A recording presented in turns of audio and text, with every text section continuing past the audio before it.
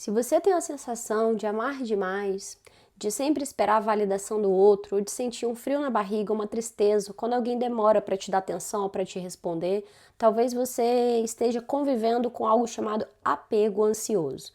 Eu, em muitos momentos, me vejo tendo esse apego ansioso, relutando contra ele, aprendendo técnicas que nesse vídeo eu vou partilhar com vocês. Vem comigo. Oi, gente, meu nome é Caroline Mevier. Aqui no canal eu falo sobre conteúdos, né, de que eu vivo com HIV, eu tenho um transtorno de personalidade borderline, que é um transtorno que está bem relacionado com o apego ansioso, mas não é, né, não são o único grupo de pessoas que tem o apego ansioso. O apego ansioso hoje eu vou explicar para vocês de onde ele vem, que teoria é essa, quais os tipos de apego que a gente tem. Realmente, toda forma, né, de apego ali é mais negativo, digamos assim, pode atrapalhar a nossa saúde mental, nossa energia e as nossas relações. No final do vídeo também eu vou te chamar para uma jornada muito especial, que é a jornada, né, dos 21 dias em busca de si mesma, que é um trabalho que eu já fiz várias outras vezes. E eu pretendo fazer agora do dia 1 ao dia 21 de janeiro, para a gente começar o ano mesmo em busca de nós mesmas, resgatando essa força, trabalhando as nossas dependências emocionais, os nossos apegos, aprendendo a estabelecer limites, a dizer não, a reduzir essa autotraição que a gente pratica toda vez que a gente se abandona. Então, é muito importante, se você se identificar com algumas partes desse vídeo, sinta-se convidada a ler a descrição aqui no final. Bora lá! Para começar, eu queria te dizer que tudo isso que você sente aí não tem a ver com fraqueza, drama, enfim, carência, né? Isso tem uma explicação, né? Existe uma teoria feita por um psiquiatra inglês, o John Bowlby, onde ele delimitou alguns tipos de apego, e esse apego, ele está relacionado, né, esse apego na vida adulta, a forma que a gente se relaciona, que a gente se vê merecedoras ou não de amor, que a gente confia no outro ou não, que a gente se sente segura ou não com o outro, vem muito da infância, né? Os nossos principais cuidadores, como nos primeiros anos de vida aquilo foi passado para nós. Eu sempre abordo muito sobre a infância aqui, dentro do meu transtorno, isso é muito importante, o ambiente que a gente cresce nos primeiros anos de vida, que vão gerar essas primeiras conexões cerebrais. Os 2 primeiros anos de vida de uma criança são os momentos onde ela mais está criando conexões cerebrais, né? Ou seja, ela está, por mais que a gente fale, não vai lembrar, gente, a criança ela pode não lembrar racionalmente, mas é a primeira percepção de mundo, de relacionamento, de amor que ela tem, de segurança, né? Então são anos muito importantes, tá? Da vida de todos nós, a infância é realmente sagrada e acaba por explicar o resto de toda a nossa jornada e como a gente vai se relacionar também na vida adulta. O John Bowlby, ele percebeu que quando as crianças eram criadas, né, com um amor mais estável, mais seguro, mais carinhoso, essas crianças desenvolviam o que a gente chama de apego seguro. Já quando esse cuidado era negligenciado, inconsistente, até violento, enfim, ou cercado por abandono, na época que ele estudou isso, muitos familiares estavam se desestruturando por causa de guerras, então se afastavam, as mulheres tinham mais filhos, não conseguiam às vezes dar conta de dar atenção para todos da mesma forma, e aí vieram outros tipos de apego que não o apego seguro, e a gente vai falar sobre cada um deles aqui brevemente para vocês entenderem. De apego seguro, por exemplo, quando a criança ela recebeu, né, um apego, um cuidador que era mais previsível, acessível, emocionalmente presente, essa criança ela vai se tornar um adulto com apego seguro. E as características desse adulto vão ser: esse adulto ele se sente digno de amor, esse adulto ele se conecta sem medo, ele se expressa com mais clareza, ele consegue perceber seus sentimentos e se expressar com mais clareza, respeita melhor os limites, assim como também vai saber estabelecer os seus próprios e cria relações mais equilibradas durante a vida, né? É o que buscamos desenvolver, mesmo se não tivermos na infância. Então, enquanto adultos, a gente precisa fazer uma jornada, muitas vezes, né, de regredir até a nossa infância e curar essa nossa criança interior. É um dos vídeos que eu quero trazer aqui para vocês. Por muitos anos eu trabalhei a questão da criança interior. em terapêuticas diversas, holísticas, em momentos ritualísticos com ayahuasca, onde até mesmo no ventre da minha mãe eu já fui.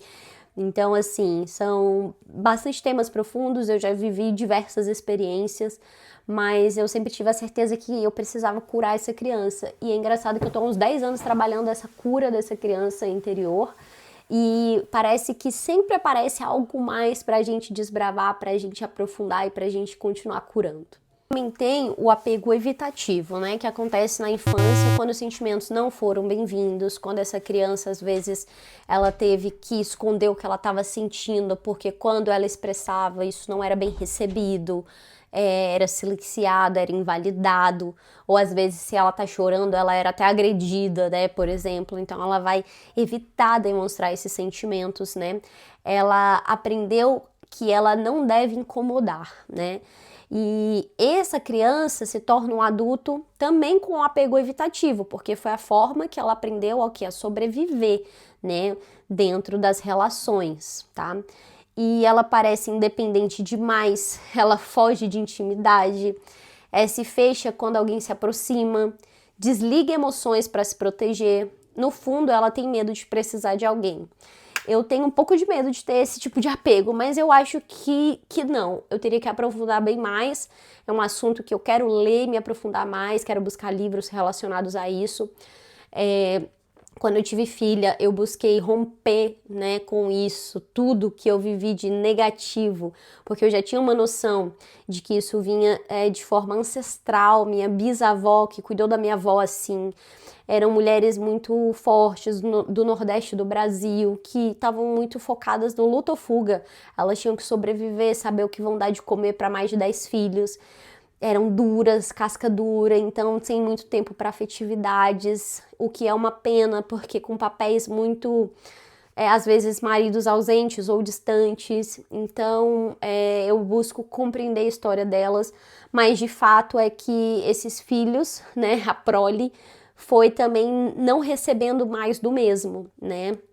E quando eu fui ter a minha filha, ela já tem 8 anos, eu estudei muito sobre disciplina positiva, criação com apego, era muito cola, era muito contato pele a pele, era muito olho no olho, não bati, né? Eu optei por uma educação de mais comunicação, de fazer ela compreender, enfim, de romper com tudo aquilo que tinha passado para trás.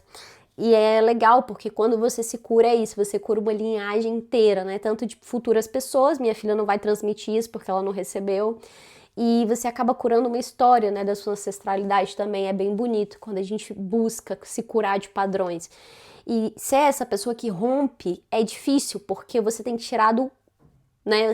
Da onde você vai tirar uma coisa que não te ensinaram, que você não viveu na pele? Pelo contrário, que seu primeiro ímpeto natural é gritar, bater, xingar. Mas aí você lembra que você quer fazer diferente. E aí você aprende. Tudo que você pratica, você é capaz de moldar, né? O nosso cérebro, ele é capaz de aprender novas formas. A gente precisa primeiro trazer consciência, trazer luz a esse inconsciente e para depois a gente então poder modificar. E depois a gente tem o terceiro tipo de apego, né? Que esse apego é ansioso ou ambivalente, né? Esse é o famoso amar demais, né? E na infância o carinho vinha, mas às vezes não vinha, o cuidador era imprevisível, então se torna justamente instável, né? E essa instabilidade de você não saber quando eu posso contar, quando eu não posso contar, te gera ansiedade, você cresce assim, né? Você teme o abandono, interpreta o silêncio como rejeição. Esse aqui é muito mais a minha cara, eu acho que é muito mais relacionado aos borders, mas há diferentes formas da gente, de cada um lidar, né? Somos todos seres muito únicos, mas eu, por exemplo, sei lá, meu marido tá ocupado com algumas tarefas, igual agora a gente mudou de país e ele tá focado em arrumar uma casa, depois tem que arrumar outra casa, para que quarto a gente vai, tem que fazer dinheiro no país novo, a gente chegou, não tem trabalho, enfim, a gente vai dando o jeito como pode. E ele tá nessa demanda, né? Eu fico mais com as tarefas de casa e tudo, e aqui com vocês, né, que é um trabalho meu, e eu vou sentindo essa ausência, o silêncio, a distância, assim, pouco tempo pra mim, aquilo vai me angustiando, me dando uma tristeza tão profunda, e por mais que ele esteja perto de mim, assim, eu sinto que eu tô morrendo de saudade, sabe? E aí, há algum tempo eu já tenho percebido quanto isso atrapalhava a minha relação, porque parece que pra mim nunca tava bom, ele fica chateado porque, poxa, por mais que ele faça também parece que nunca tá bom, isso gera instabilidade, gera brigas, gera cobranças, então ele tem um pouco disso também, né? Mas falando de mim, porque eu sou a única pessoa que eu posso mudar, né? Eu gosto muito de correr atrás e de estar progredindo em novos aprendizados. Eu trabalhei muita coisa em 2025. Eu acredito que em 2026 agora a minha porta de entrada vai ser fortalecer-me ainda mais em relação a saber me proporcionar esse bem-estar e esse carinho que eu fico esperando que o outro me dê. Então também esse adulto, né, do apego que tem um apego ansioso, né, que recebeu um carinho, um cuidado ali imprevisível, instável, ele também fica hipervigilante no relacionamento, tenta se ajustar o tempo todo, né, precisa de garantias constantes. E esse padrão é aprendido, então assim como ele é aprendido, ele pode ser desaprendido também, como tudo na nossa vida. Então a gente pode mudar isso, a gente pode tratar na terapia, a gente pode tratar com a nossa psicóloga, com o psiquiatra, com conteúdos como esse, com o autoconhecimento, o autodesenvolvimento, com projetos como o Desafio dos 21 Dias em Busca de Si Mesma, que se esse vídeo chegou a você, enfim, se ressoou no seu coração, se você se identifica com alguma dessas partes, esse projeto é para você, porque são de pequenos em pequenos insights, pequenos encontros, informações que o universo vai interligando respostas para nós e para nossa jornada. Esse tópico que fala sobre se ajustar o tempo todo é bem interessante, porque muitas vezes nos relacionamentos a gente acaba se perdendo. O border já tem muito disso, mas falando também para as pessoas que não têm transtorno de personalidade borderline, o border é extremamente, né? Ele acaba copiando a pessoa, a gente pega hábitos da pessoa, a pessoa fuma, a gente fuma, a pessoa gosta de um tipo de música, a gente começa a gostar, e se a gente troca de parceiro, a gente troca de hábitos, só que de forma muito, assim, oscilativa e até prejudicial, porque a gente acaba se perdendo no nosso próprio self, né? Isso tudo porque a gente quer ser amado, quer ser legal, quer ser como o outro, né? E é importante notar isso. Mas, em certo grau, a maioria dos seres humanos e mulheres tem um tanto dessa fragilidade, digamos assim, né, de se perder dentro dos relacionamentos também, e tudo isso tá muito enraizado, explicado aí por essas formas de apego que eu tô falando para vocês. Uma outra forma de apego é o apego desorganizado, quando a criança cresceu com medo da própria figura de cuidado, que aí é bem tenso, né, gente? Amor e medo vinham da mesma pessoa, né? O adulto com esse padrão, ele oscila entre buscar e fugir, vive intensamente, né, intensidade emocional, teme intimidade e abandono ao mesmo tempo, tem dificuldade de confiar. Então, por exemplo, crianças também que sofrem abusos de diferentes tipos e formas, né, podem desenvolver esse apego desorganizado. Vou dar alguns exemplos práticos aqui. Por exemplo, se você, né, tem um apego seguro, você manda uma mensagem para a pessoa demora, você pensa, deve estar ocupada, e aí você segue seu dia, né? Agora, se você tem um apego evitativo, por exemplo, alguém se aproxima demais e você pensa, calma, não quero me apegar, e dá um passo para trás. Se você tem um apego ansioso, a pessoa às vezes demora a responder e a mente dispara, né? Cheio de pensamentos intrusivos. Ele não gosta mais de mim, ele deve estar com outra, eu devo ter feito alguma coisa de errado, né? Você sente essa angústia, essa culpa, esse medo de sei lá o que, começa a criar coisas na sua mente. E o desorganizado. Você quer muito se conectar, mas ao mesmo tempo teme completamente essa conexão. É como dirigir com um pé no acelerador e o outro no freio. Tem alguns passos iniciais para a gente começar a tratar isso, né? Que é observar os seus gatilhos. Para isso você tem que assumir para si mesma aquilo que não tá bom, aquilo que precisa de cuidados, né? De correções, de ajustes, de autoconhecimento. Você precisa nomear suas emoções e começar a perceber, às vezes, muita frustração do que eu sinto vai para raiva. E eu percebi que a minha raiva é uma forma de esconder o medo. E isso eu já observei há um bom tempo. Então, quando eu tô com raiva, na verdade, essa é uma forma de me defender, porque parece que a raiva é um sentimento mais forte, mais imponente, mais resolutivo. Mas ela tá só escondendo algum medo. Medo de ser abandonado, medo de ser largado, enfim, medo de alguma coisa. Então é importante nomear essas emoções. Se você não aprendeu isso ainda, vai criando ali uma escrita, um diário e tenta se analisar mais. É muito importante, tá? Você precisa ser conhecedor de si mesma. Respirar antes de reagir é importante, antes de cobrar a atenção do outro. Será mesmo que é o outro que não tá dando atenção? Será que o outro que tem a obrigação de me responder na hora que eu quero? Sei lá, imprevistos acontecem. Será que, enfim, é o outro ou é sobre mim, né? Olhar a sua base segura é muito importante, né?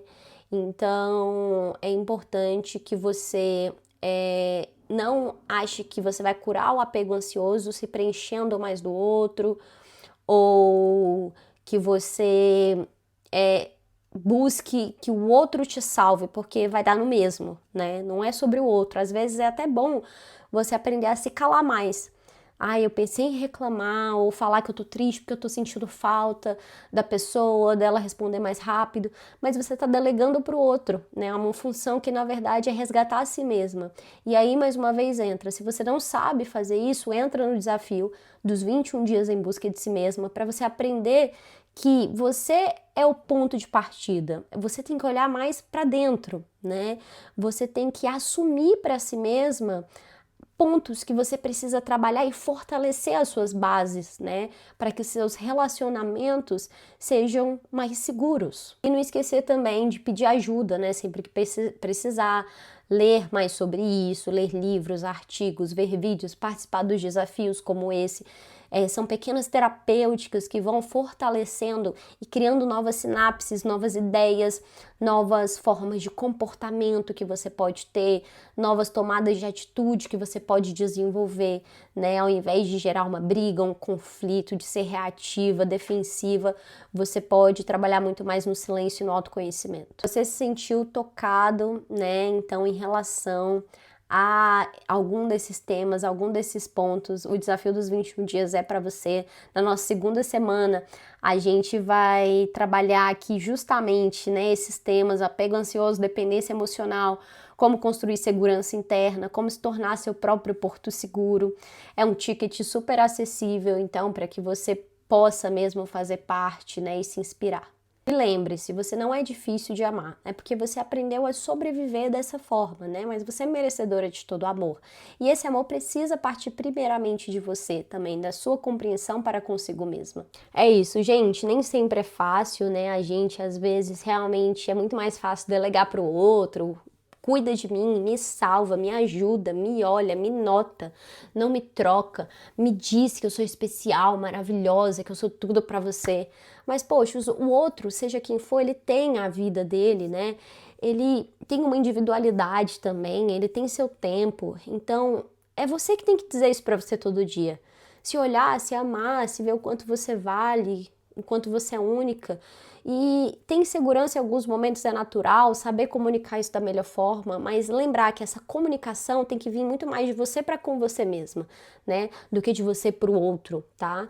E claro, relacionamentos nos fazem bem, nos ajudam, contribuem para o nosso bem-estar, mas a responsabilidade de ser feliz e de nos fazer feliz é em primeiro lugar nossa, tá? É isso, gente. Vamos lá, vamos se curar. Não é muito simples, não, mas é muito bom já estar no caminho, tá? Beijo de luz da lua, aguardo você em outros vídeos e no desafio. Clica aqui na descrição e vem participar comigo. Vamos começar o nosso 2026 nos amando da forma que a gente merece. Beijo.